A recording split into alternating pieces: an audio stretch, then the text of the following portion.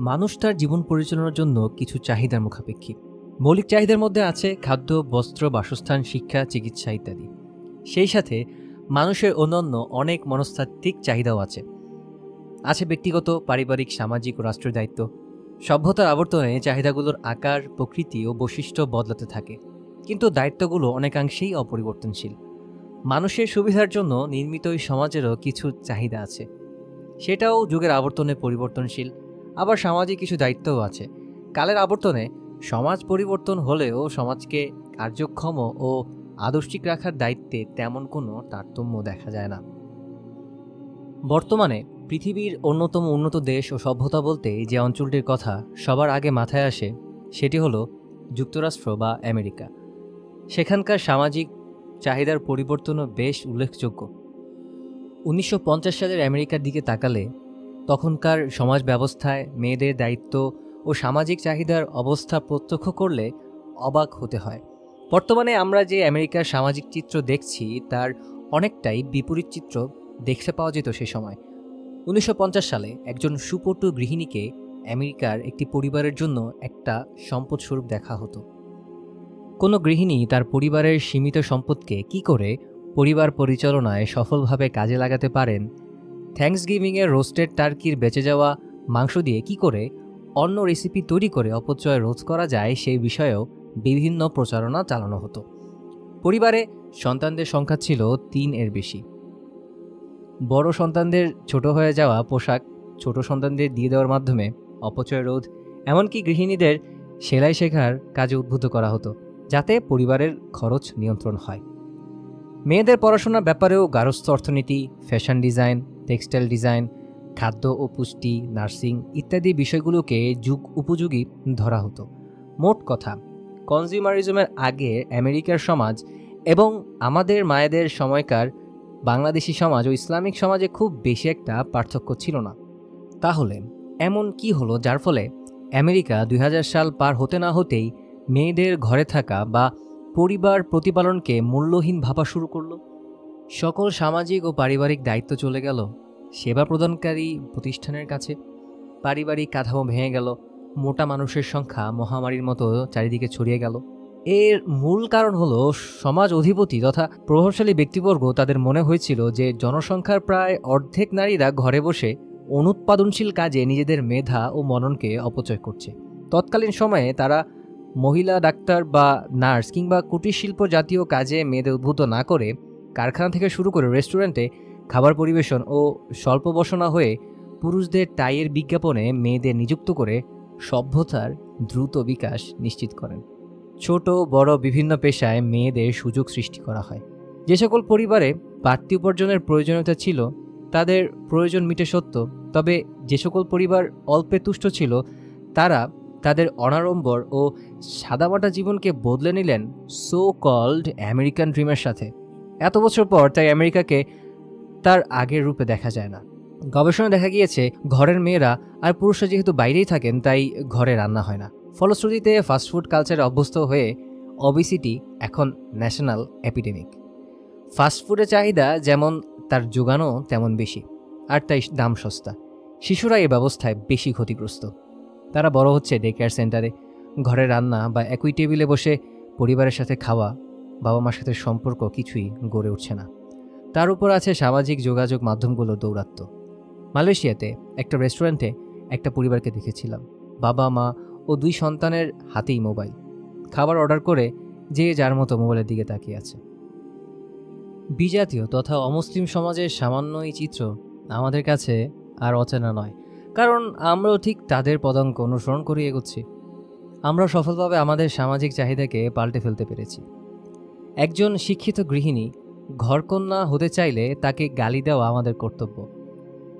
ঘরে বসে ঘরকন্যা করা মায়েদেরও যে সন্তান প্রতিপালনে 100% সন্তুষ্টি তাও নয়, কারণ সারাক্ষণ কি খেলাম, পরিবারের সাথে কোথায় গেলাম, বাচ্চাকে কেমন কিউট লাগছে ইত্যাদি সামাজিক যোগাযোগ মাধ্যমে শেয়ার করার মাধ্যমে ঘরে থাকা মায়েরাও লোক দেখানোর চেষ্টায় ব্যস্ত।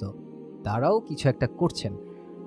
তারা ঘরে থাকার ব্যাপারটাতে তেমন মন থেকে খুশি হতে পারছে না, কারণ তাদের হাজব্যান্ড ও পরিবারের অন্যান্য সদস্যরা সেই সাথে সমাজের চাহিদা তাকে অনুৎপাদনক্ষম, মূল্যহীন ও অনেকাংশে বুদ্ধিহীন বিবেচনা করছে ও ক্ষণে ক্ষণে তাকে সেটা জানিয়েও দেওয়া হচ্ছে।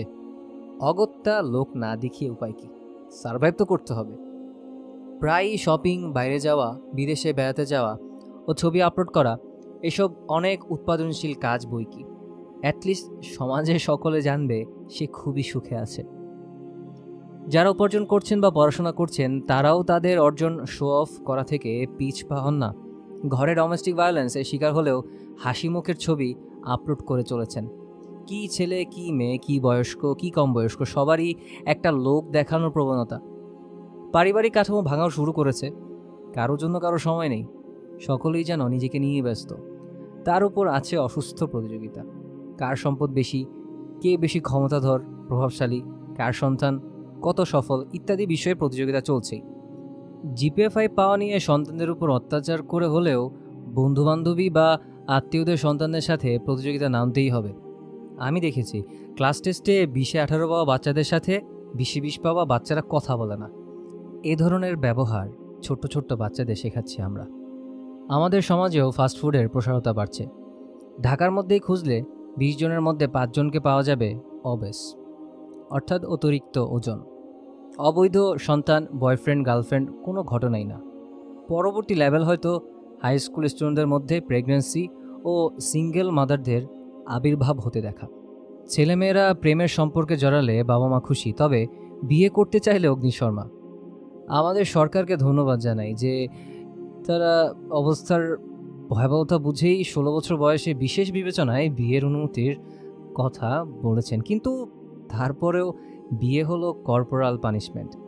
পড়াশোনা ভালো করে না করলে বিয়ে দিয়ে দেওয়ার হুমকি দেওয়া হয়। আমাদের বাবা মাই সেটা করছেন। কোনো কন্যা সন্তান বিয়ের পর চাকরি না করে পারিবারিক দায়িত্ব পালনে আগ্রহী হলে বাবা মায়ের তীব্র নিন্দার শিকার হচ্ছে। এর কারণ সামাজিক চাহিদাকে দায়িত্বের থেকে বেশি মূল্যায়ন। এ কারণেই কি আমেরিকা তার পারিবারিক কাঠামো হারায়নি?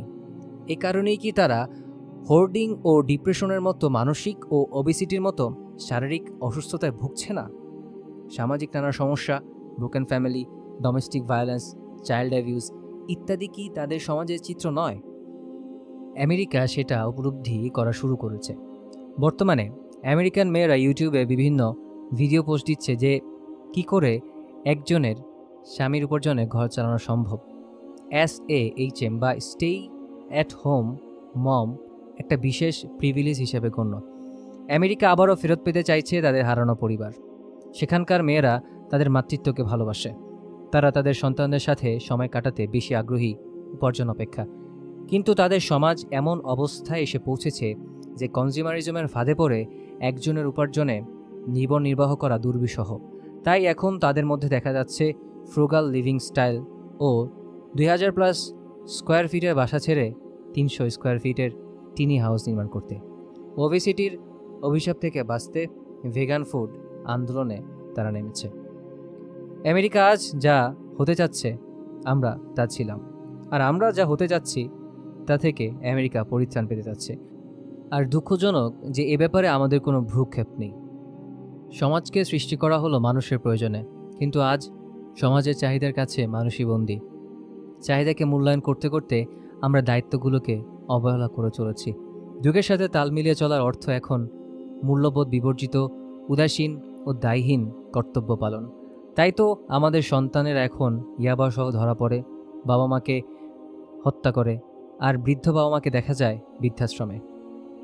আল্লাহ সঠিক পথ এর দিশা দিন, সঠিক বুঝ দান করুন আমাদের। সব কিছু হারিয়ে আবার ফিরে পাওয়া দুষ্কর। আমেরিকা যা হারিয়ে আফসোস করছে, আমরা যেন তা পুরোপুরি হারাবার আগেই সতর্ক হই, ইনশাআল্লাহ।